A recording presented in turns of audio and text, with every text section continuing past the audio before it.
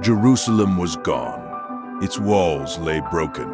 Its temple had been reduced to ashes. The people of Judah had spent decades in exile far from home. For many, the promises of God seemed buried beneath the ruins. But God was not finished. Empires would rise, kings would issue decrees, exiles would return, and among the rubble, a new chapter would begin. This is the story of Ezra, a story of restoration, a story of rebuilding, a story of returning home. For 70 years, Judah lived in exile. The kingdom had fallen. Jerusalem had been destroyed. The temple Solomon built was gone. Entire generations grew up in Babylon, knowing only stories of their homeland, stories of David, stories of Solomon, stories of a city many had never seen. Yet even during exile, God had not forgotten his people. Long before Jerusalem fell, prophets had spoken of restoration. Jeremiah had foretold that after 70 years, God would bring his people back, and now the moment had arrived. Babylon itself had fallen. The mighty empire that conquered Judah was replaced by a new power, the Persian Empire. And at its head stood King Cyrus. Then something remarkable happened. The Lord stirred the heart of Cyrus.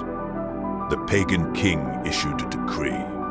The people of Judah could return home. The temple could be rebuilt. The sacred vessels taken by Babylon would be returned. The restoration had begun. Not everyone returned. Many had built lives in exile. Some had businesses, families, homes. Babylon was all they had ever known. But thousands chose to leave. Led by Zerubbabel, a descendant of David, and Jeshua the high priest, the first group began the long journey home. Nearly 900 miles separated Babylon from Jerusalem. The trip was difficult, dangerous, and uncertain. As they traveled, many must have wondered what would be waiting for them. Would anything remain? Would the city even be recognizable? Finally, they arrived, and what they found was heartbreaking. Jerusalem still lay in ruins, burned stones, broken walls, collapsed buildings. The city of David was a shadow of its former glory. Yet amid the devastation, hope remained because they had returned, and now they would begin again. Before rebuilding walls, before rebuilding homes, before rebuilding the temple itself, the people rebuilt something else. The altar. The foundation of worship came first, even while surrounded by ruins, even while vulnerable to enemies, even while the future remained uncertain. They gathered together and rebuilt the altar of the God of Israel. Sacrifices resumed, morning offerings, evening offerings. The rhythms of worship returned. The covenant relationship between God and his people was being restored. For the first time in generations, sacrifices were once again offered in Jerusalem, not inside a completed temple, but beneath open skies, among broken stones, among reminders of judgment. And yet, worship returned. Soon construction began on the new temple. Workers were organized, materials gathered, plans prepared, and eventually the foundation was laid. When the moment arrived, the people gathered to celebrate. Priests stood in their garments, trumpets sounded, Levites praised the Lord. Voices echoed through Jerusalem, giving thanks because God's love endures forever. But something remarkable happened. The crowd reacted in two very different ways. The younger generation shouted with joy. For them, this was a beginning. a new future, a symbol of hope. But many of the older people wept. They remembered Solomon's temple, its glory, its beauty, its splendor. And compared to what once stood there, this new beginning seemed small. The sound of celebration and weeping mixed together. Joy and sorrow sharing the same moment. Because restoration often carries both. The rebuilding would not be easy. The surrounding peoples offered to help build, but their motives were complicated. And when their offer was rejected, opposition began. Accusations were made. Political pressure increased. Letters were sent to Persian officials. Enemies worked tirelessly to stop the project. Eventually, construction came to a halt. The temple foundation remained unfinished. Years passed, then more years. The dream of restoration seemed to stall. The people became discouraged. Many shifted their attention toward building their own homes and securing their own futures. The temple waited, and the momentum of restoration faded. Then God raised up prophets, Haggai and Zechariah. Their message was direct. The people had become comfortable, while God's house remained unfinished. They had focused on their own priorities, while neglecting the work God called them to do. Haggai challenged them, "Consider your ways." Zechariah brought visions of hope, visions of restoration, visions of God's continued plans for Jerusalem. Their words reignited the people's faith. Construction resumed. Workers returned.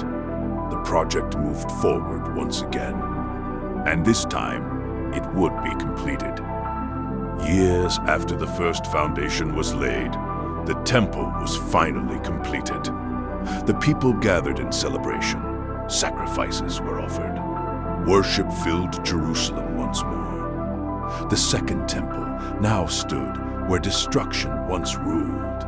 It was not as grand as Solomon's temple, but it represented something powerful. God had not abandoned his people. His covenant still stood. His promises remained alive. The exile had not been the end. It had been a chapter, and a new chapter was now beginning. Many years passed. Then another leader emerged.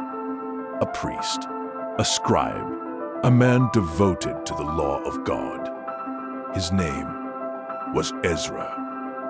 Ezra was known for studying God's word carefully, but he did more than study it. He lived it, and he taught it. The Persian king granted Ezra permission to return to Jerusalem, along with another group of exiles. And once again, God's people made the journey home.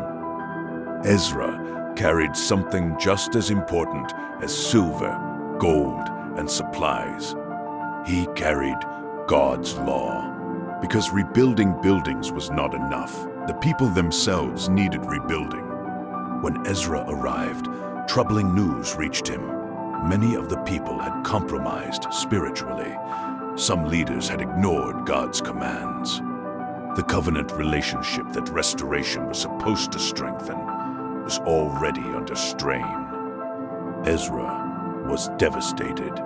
He tore his clothes, pulled hair from his head and beard, and sat in grief before God.